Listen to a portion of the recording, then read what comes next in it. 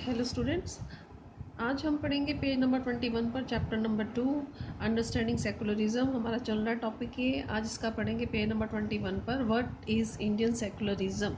Indian secularism है क्या? The Indian constitution mandate that the Indian state be secular. अब हमारा जो इंडियन कॉन्स्टिट्यूशन है उसके अंदर क्या कहा गया है कि जो इंडियन स्टेट है, जो इंडिया का देश है, हमारा इंडियन स्टेट है, जो ये सेकुलर रहेगा। According to the Constitution, only a secular state can realize its objective to ensure the following. अब कॉन्स्टिट्यूशन के अनुसार जो एक सेकुलर स्टेट है, ये सेकुलर जो देश है, वही समझ सकता है इन उद्देश्यों को इंश्योर करना जो कि ये नीचे दिए गए हैं। क्या क्या है सेकुलरिज्म के जो ऑब्जेक्टिव्स हैं? नंबर 1 दिया है that one religious community does not dominate another, कि एक जो कम्युनिटी है, धार्मिक कम्युनिटी कोई एक है, वो दूसरे को डोमिनेट नहीं करेगी, मीन्स दूसरे पर दबाव नहीं बनाएगी। सेकंड क्या है that some members do not dominate other members of same religious community, कि एक धर्म में ही जैसे कुछ मेंबर्स जो हैं वो अपने ही धर्म के दूसरे कुछ मेंबर्स को डोमिनेट नहीं करेंगे, मीन्स उन पर प्रेशर नहीं बनाएंगे। थर्ड क्या है that the state does not enforce any particular religion, जो स्टेट है, जो देश है, वो किसी भी एक पर्टिकुलर रिलीजन को नहीं लगाएगा देश के अंदर। No take away the religious freedom of individuals, और ना ही लोगों की जो रिलीजियस आज़ादी है उसको लोगों से छीनेगा। तो ये 3 ऑब्जेक्टिव बताए हैं जो कि सेकुलरिज्म के होते हैं और जो हमारे इंडियन कॉन्स्टिट्यूशन में मेंशन किए गए हैं। The Indian state works in various way to prevent the above domination. ये जो ऊपर बताई गई बातें हैं, इनमें जो इंडियन स्टेट्स हैं वो अलग अलग तरीक़ों से इन पे काम करती हैं, इन तीनों पर। First, it uses a strategy of distancing itself from religion. सबसे पहली स्ट्रेटजी क्या अपनाती है कि ये धर्म से अपने आप को, जो धर्म होता है उससे दूरी बनाकर रखता है हमारा Indian state.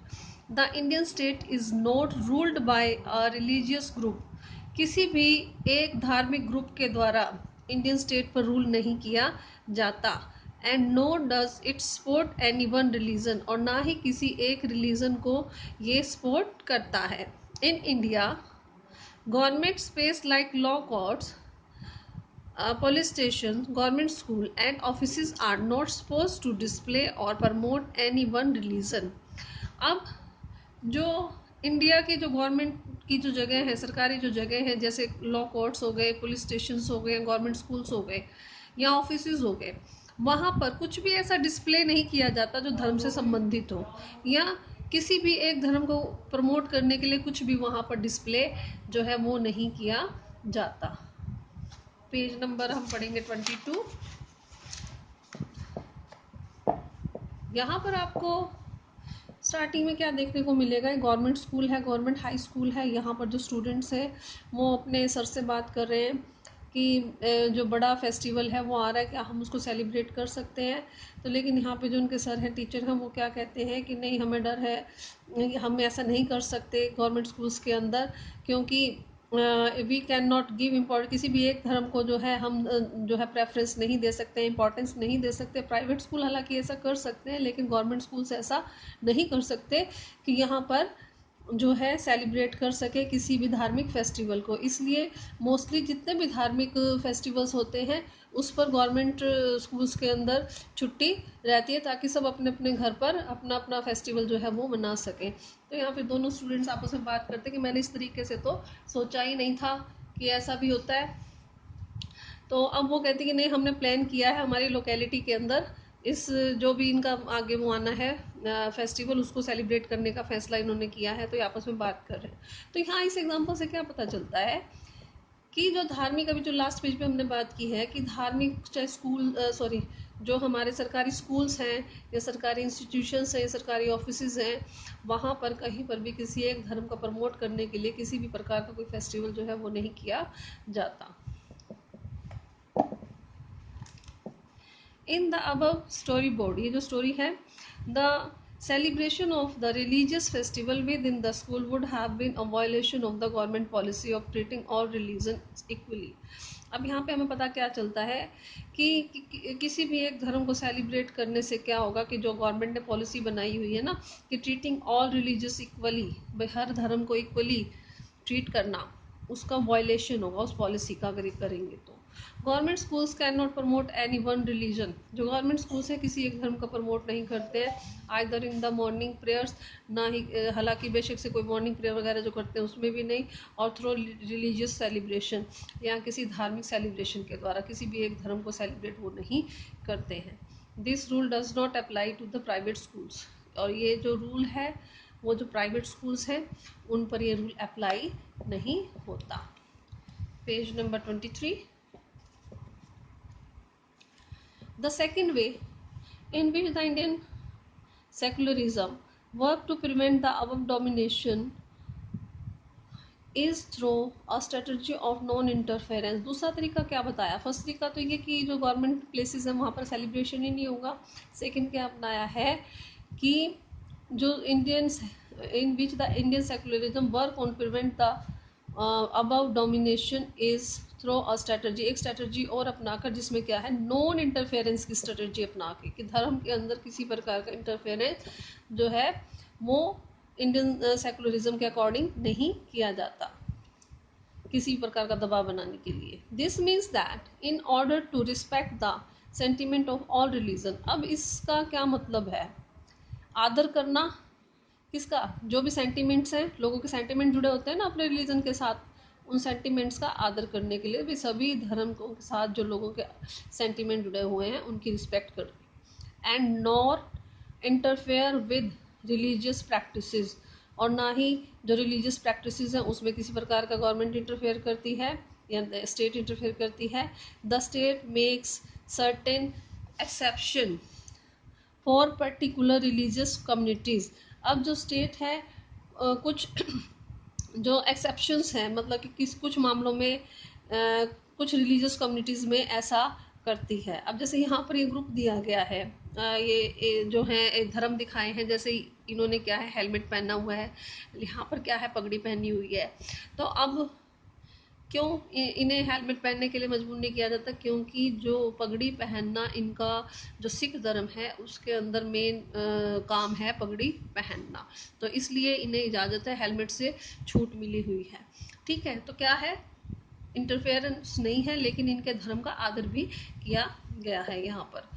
In the above story board Paramjit the Sikh youth, Paramjit जो है जो सिख यूथ है, does not have to wear helmet, इन्होंने हेलमेट नहीं पहना। This is because the Indian state recognise that, ऐसा इसलिए है क्योंकि जो इंडियन स्टेट है उन्होंने रिकॉग्नाइज किया हुआ है bearing a pagri in central to the Sikh religious practice, जो सिख रिलीजियस प्रैक्टिस है उसके अंदर जो सेंटर पॉइंट क्या है पगड़ी को पहनना, इस बात को रिकॉग्नाइज जो है इंडियन स्टेट ने किया हुआ है। And in order not to interfere with this, और इस धर्म के अकॉर्डिंग मतलब जो धर्म है सिख धर्म है वो इसलिए वो इंटरफेयर नहीं करती। Allows and exception in the law, और मतलब कि एक स्पेशल इनको प्रोविज़न दिया हुआ है कि जैसे हेलमेट ये ना पहन सकें, पहनने मतलब इनको ये छूट जो है वो मिली हुई है क्योंकि ये पगड़ी वियर करते हैं। थर्ड वे, अब तीसरा तरीका क्या है? In which Indian secularism work to prevent the domination listed earlier is through a strategy of intervention। अब तीसरा तरीका क्या है जिसमें कि सेकुलरिज्म जो है काम करता है किस चीज़ को? टू प्रिवेंट द डोमिनेशन, कि जो दबाव है उससे बचाया जा सके, जो कि इसके लिए क्या स्ट्रेटजी अपनाता है? इंटरवेंशन का, मतलब इसमें अपना इंटरवेंशन करके, अपना दखल अंदाजी करके। You read earlier in the chapter of the untouchability, जैसे अनटचेबिलिटी क्या थी?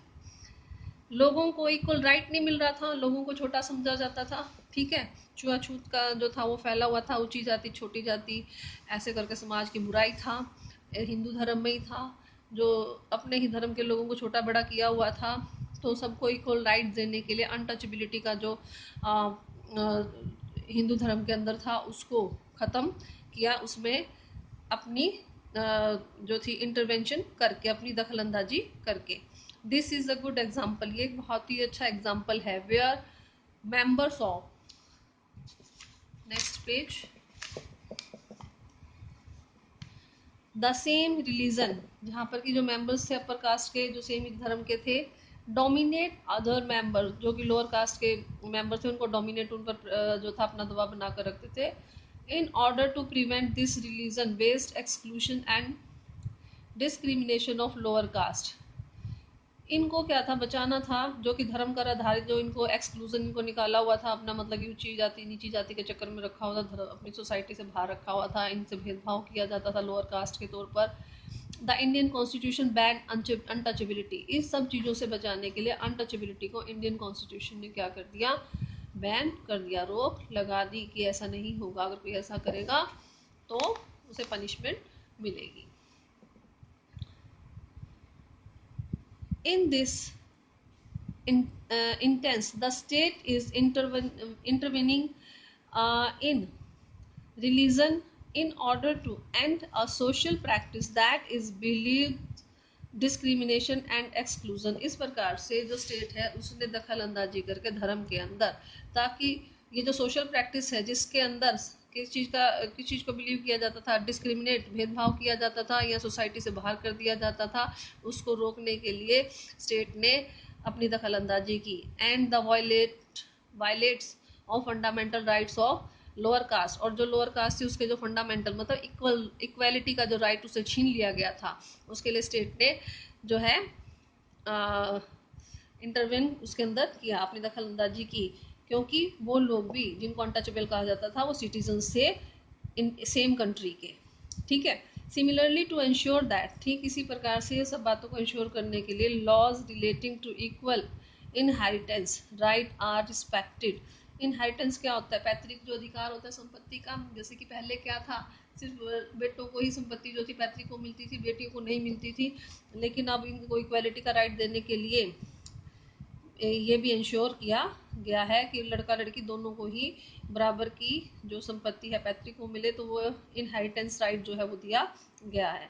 The state may have to intervene in the religion based personal law of the communities, जो पर्सनल लॉ बनाए हुए हैं कम्युनिटीज ने उनके अंदर भी जो स्टेट है वो इंटरविन करता है। लेकिन क्यों करता है, दैट मीन्स की भलाई के लिए, किसी के साथ डिस्क्रिमिनेशन ना हो, इक्वल राइट जो है वो सबको मिले। अदरवाइज जो स्टेट है वो किसी के धर्म में, कोई कैसे भी अपना जो धर्म है वो उसको मान सकता है, लेकिन अगर किसी भी धर्म के अंदर अगर बुराई है तो जो स्टेट है वो उसके अंदर इंटरवीन करेगा।